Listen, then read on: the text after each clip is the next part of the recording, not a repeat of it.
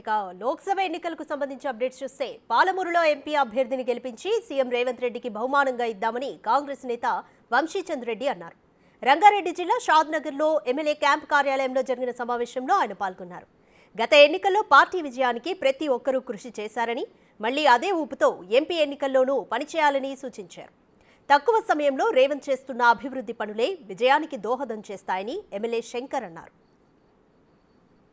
స్థానిక శాసనసభ్యులు వీర్లపల్లి శంకర్ గారి నాయకత్వంలో వారి ఆధ్వర్యంలో రేపు జరగబోయే లోక్సభ ఎన్నికల్లో కూడా రెట్టింపు ఉత్సాహంతో, ఎందుకంటే ఇవాళ మనకు అదృష్టవశాత్తు మన పాలమూరు ముద్దు బిడ్డ రేవంత్ రెడ్డి గారు మన రాష్ట్రానికి ముఖ్యమంత్రిగా ఉన్నారు. వారి అండ, వారి దండ, వారి సహకారం మనందరికీ ఉంది.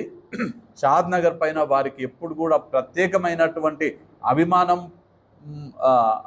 రేవంత్ రెడ్డి గారికి ఉంటుంది. మరీ ముఖ్యంగా శంకర్ గారి మీద ఎనలేనటువంటి ప్రేమ కూడా రేవంత్ రెడ్డి గారికి ఉంటుంది.